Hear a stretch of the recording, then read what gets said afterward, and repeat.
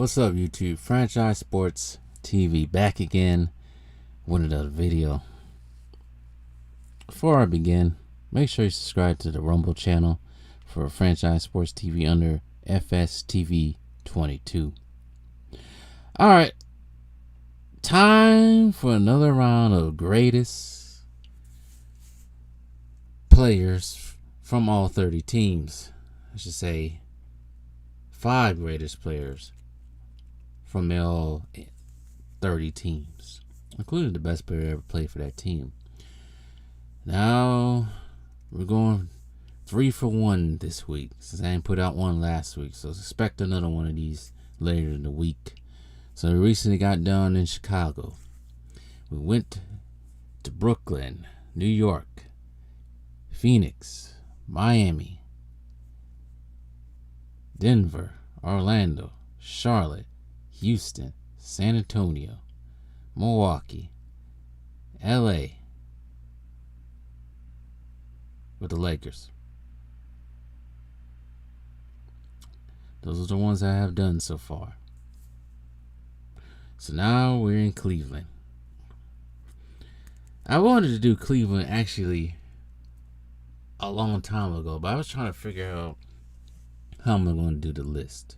But then, once I did my research recently now, it's become even clearer on who I'm going to pick now. Now, you may not agree, this is just my opinion, but these players I pick are based on what they have done for the team, also what they have done individually for themselves when it comes to the history of the NBA as well. Also an influence. So, let's begin. So, starter at center is Brad Daugherty. I hope I said that name right. Let's mess that name up. Now, he will play for the Cleveland Cavaliers from 1986 to 1996. During this time with the Cleveland Cavaliers, a 5-time All-Star, NBA third team 1 time, rookie team 1987. His number is retired with the Cleveland Cavaliers, number 43. He was the starting center pretty much during that time. It was the first overall pick as well, coming out of North Carolina. I wonder if did he play with Michael Jordan? I think, yeah, he played with Michael Jordan. He had to play with Michael Jordan from 1982 1986.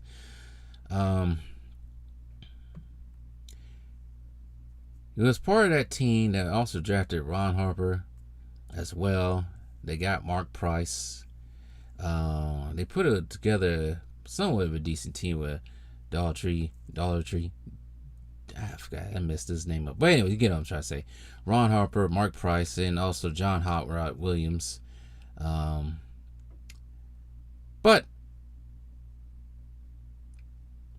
they played in the East, and the East was very competitive during this time. So they was never one of those teams that was able to do anything as well. But during this time,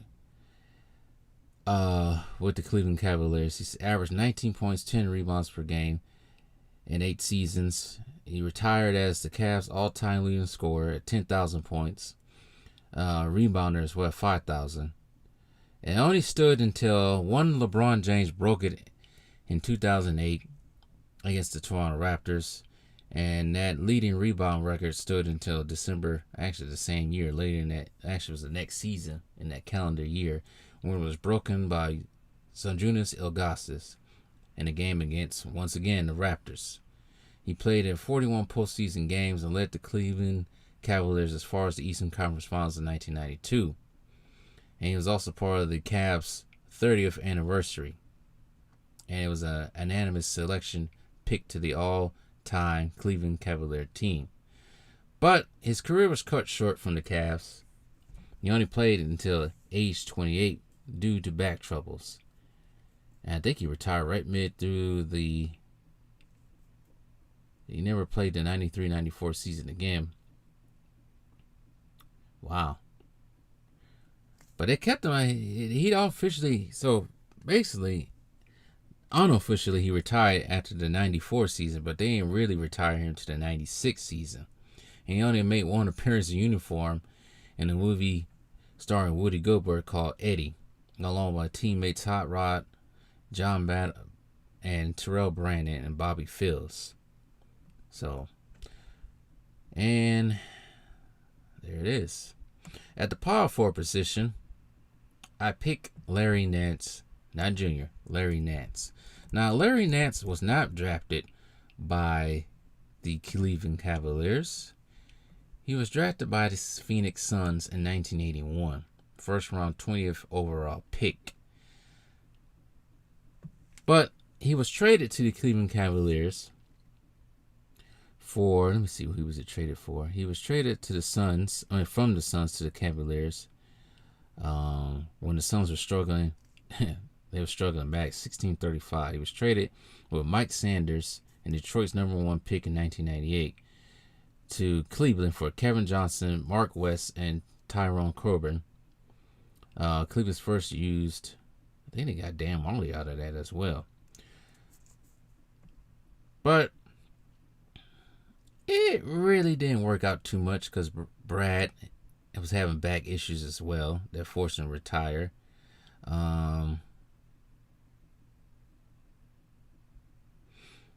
So they really didn't do too much for him, but he did get 2 All-Stars, because he's a 3-time All-Star, Larry Nance. He got 2 All-Stars in 1989 and 1993. He was named to All-Defensive First Team and Second Team twice, 92 and 93. Slam dunk. He was a high flyer. Don't remember, he is a high flyer. But he got that slam dunk championship in 1984 with the Suns. But his number is retired with the Cleveland Cavaliers at number 22. As well, I think it was could have been number 6 with them. Was he? I think he was number 6 with the Suns. He was known as one of the league's better shot blockers. He averaged 2.2 blocks per game during his career. And he had a league record for the most blocks by any player other than center as well. I don't think he has it anymore. I don't know who it was broken by. But he finished his career with the Cleveland Cavaliers in 94. He's a 15,000 point scorer, averaging 17.1, 17,000 rebounds, averaging 8.0 rebounds, and 2,000 blocks, averaging 2.2. He's not a Hall of Famer as well. But he had career highs with the Phoenix Suns. He averaged 22.5. That was his career high. When he got on Cleveland, he's pretty much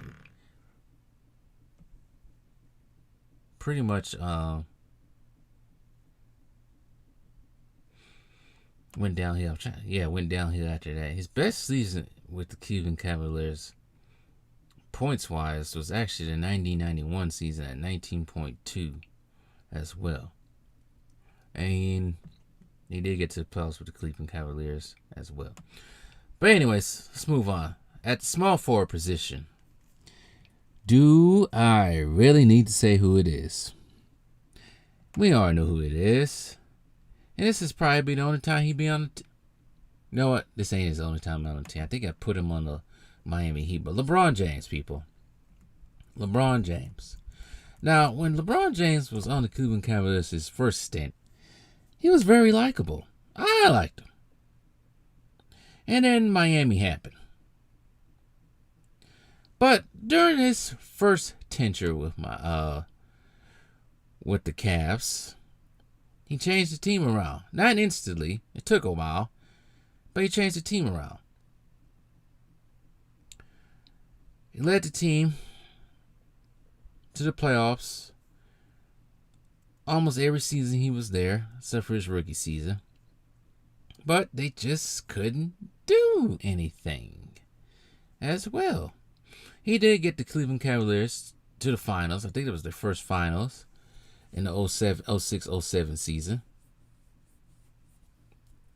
He did have a Jordan-esque type of performance against the Detroit Pistons in Game 5. We scored 48 points and 9 rebounds and 7 assists, scoring 29 of Cleveland's last 30 points in a game-winning layup with 2 seconds left in double overtime.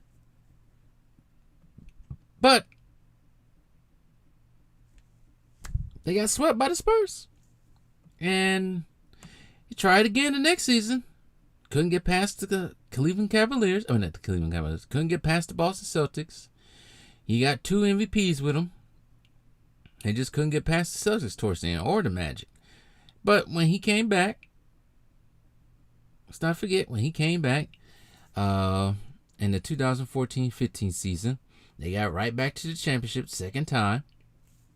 Just couldn't get past the Warriors. Lost to the Warriors in 6. But 2015-16 season, he took the Cleveland Cavaliers to the promised land. A promised land that was also helped by Kyrie Irving, but we're gonna talk about that later. But after that championship, they kept going back to championships, but they just couldn't get past now that Golden State Warriors team, which just now had Kevin Durant on it, and that was pretty much it. After that, now I want to trying to figure out. See here, what is his averages? LeBron's averages as see here.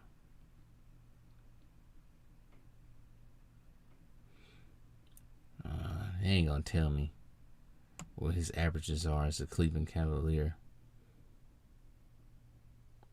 But yeah, most of the time his Cleveland stints, he averaged above 25 points a game in the regular season. His first year there, he averaged 20.9. Second season, 27.2. Third season, 31.4. 06, 07, you get the point. I think his highest career average was actually not with the Los Angeles Lakers, but with the Cleveland Cavaliers in the 2007-2008 season, averaging 30 points per game as well. He was also above 25 points a game during his Cleveland stint as well, second Cleveland stint. But we already know about LeBron James already. So that's at the small forward position. At the shooting guard position for the Cleveland Cavaliers is Austin Carr. Austin Carr was there basically at the birth of the Cleveland Cavaliers as a franchise as well. He played there from 1971 to 1980. He was a shooting guard. Probably I had to put him as the best shooting guard. He got his only All-Star in 1974. He was on the rookie first team in 1972 as well.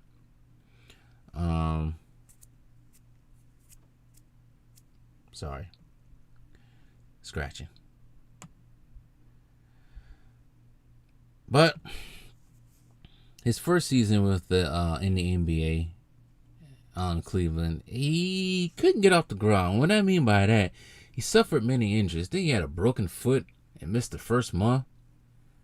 He kept breaking his foot, just foot injuries, just got him. But along with Lenny Wilkens in the 1972-73 campaign, those two proved to be a strong backcourt, helping the Cavs improve by 9 games in the win column. His best statistical season came the next season at 21 points per game, 3 assists, shooting 85% from the free throw, averaging 38 minutes, 3.6 rebounds in 81 games.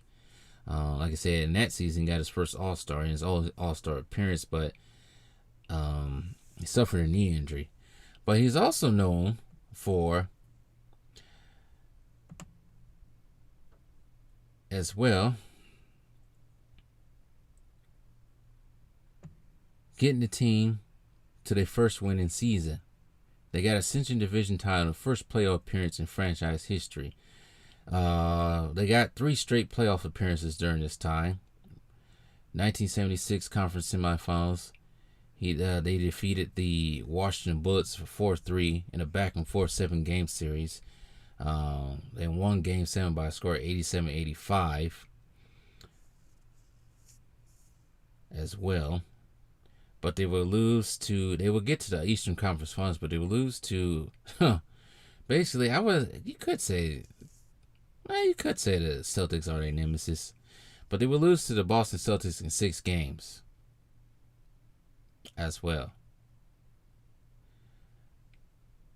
But they put Cleveland on the map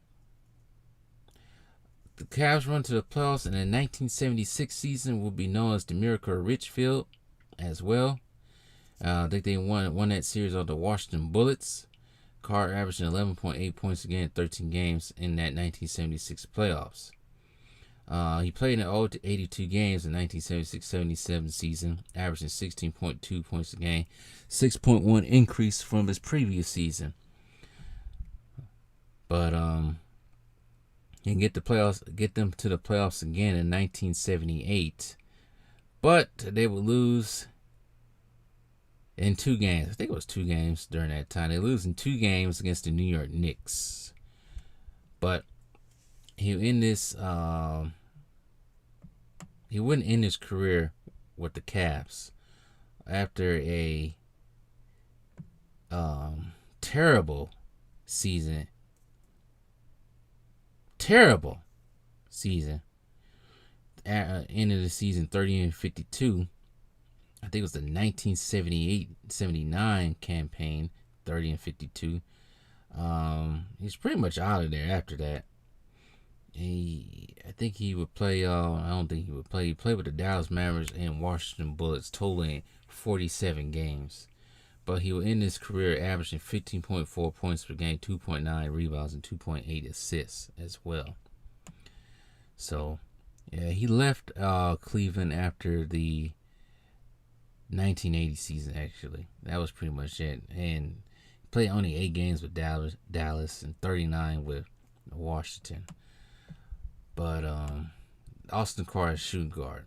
That's what I put it. And as for the point guard position, pick no other than Kyrie Irving. We all know Kyrie Irving was drafted by the Cleveland Cavaliers in 2000, was it 11, I think? I think it was 2011. Yes.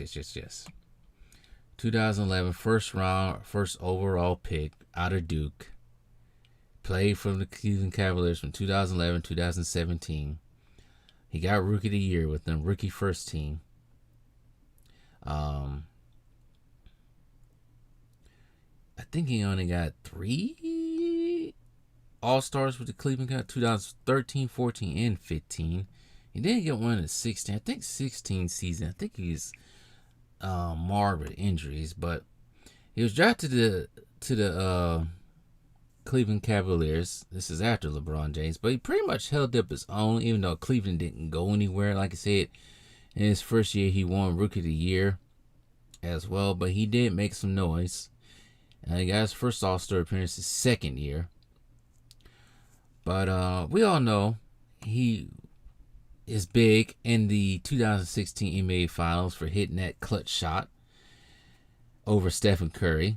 Basically, once again, saving LeBron's legacy, like a certain other person that I talked about earlier. I'll release that video pretty soon. I do say this. Cleveland would probably want 2 championships, and I'm talking about the 2014-15 season when they went to the finals. If Kyrie Irving didn't fracture his kneecap in that game 1, I think if they would have had him there for that whole entire season, also probably with Kevin Love as well, I think they possibly could have won 2015 NBA Finals as well. I think him and LeBron are the first teammates to each score 40 points in the NBA Finals. I think that was the Game 6, was it, or Game 5? I think it was Game 6 it could have been. But we know how Kyrie's career with the Cavs ended. It didn't end well. It ended with a 4-1 loss to the NBA Finals, in the NBA Finals against the Kevin Durant-led Golden State Warriors. Now, there was rumors on, we don't know exactly what happened when it came to his departure out of Cleveland. Some say that LeBron was trying to get him traded out of there.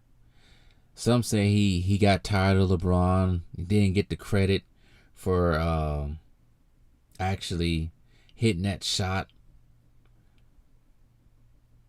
to somewhat seal the deal in that finals run. Who knows what it could have been. But at this point, it is what it is. We all know Kyrie Irving and LeBron James are the only 2 people that's still playing on this list. As we all know, Kyrie Irving is now with the Dallas Mavericks. Been going through Boston Celtics and the Nets.